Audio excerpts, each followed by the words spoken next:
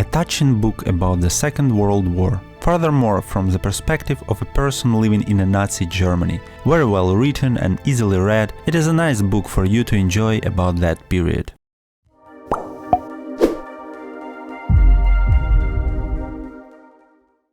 The book is relatively modern, so it's very easy to comprehend. And living right now in a country during a war, it really reflected with me.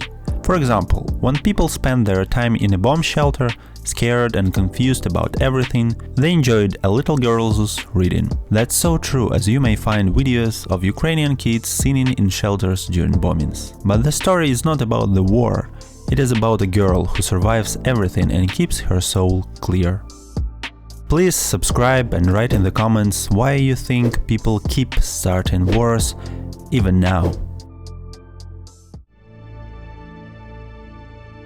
Liesl Meminger is adopted by her new foster parents, but her brother dies during the trip.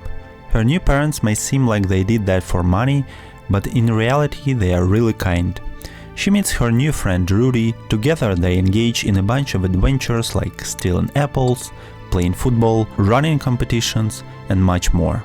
Her foster parents shelter a Jew who is persecuted, and even her mother, having a terrible reputation of a grumpy nag, says no word against that.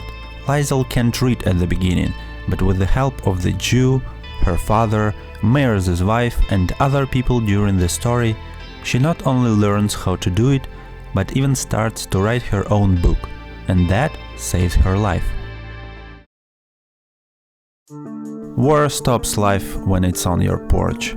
When the war is across from you, it changes everything you know. But as ridiculous as it is, when it's still somewhere there, far away, you don't feel it right away. In the book it's shown that some people were even glad that it had begun. Of course, the one who were far away from it. People have their marches and celebrations and usual life. But as a fire, the war doesn't stop by itself. And gradually it starts to affect people even in Liesl's town of Molking. At first economically, people live worse and worse, forced to steal or starve. And then physically, running at night to the shelters. By the end of the book, holding the book's narrator by hand, war has come to Heaven Street despite its name. And without figuring out who was waiting for her and who didn't, she introduced everyone to her friend. And that's so sad, as the person who pulls the trigger to send a bomb or a rocket could be a good father and a loving husband, a dog owner and a loyal citizen, and may not even know how many people died of his little finger movement. That's ironic, as Liesl's father, her mother or Rudy, they were not bad people. They didn't deserve to die. They weren't all Nazi, but when war erupts, there is no gray color. Only black and white, you and the enemy. And they did have a Nazi flag and put it out during celebrations.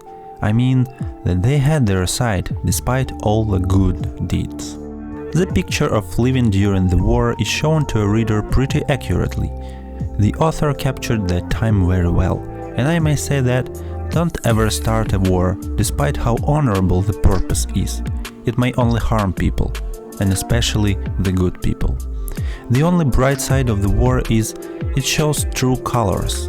We wouldn't know that Liesl's foster family are so empathic and ready to hide even a persecuted Jew under the threat of death, if not for it. I, of course, watched the movie as soon as I finished the book. And oh boy, how much weaker the movie is. Don't get me wrong, it's not a bad movie, but compared to the book it loses. I think putting a book into the movie is impossible in general. I don't know how Peter Jackson managed to do that, as a lot of content is lost and the message weakens for it. The Book Thief would make a great TV show, but in general the movie is worth watching. It's beautiful and helps to better understand the book.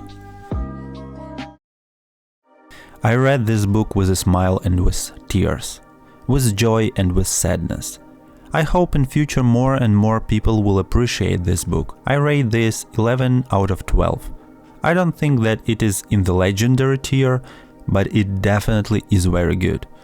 If you haven't done it yet, consider reading it. As what other book, sorry for spoilers, is told by death itself? Wow.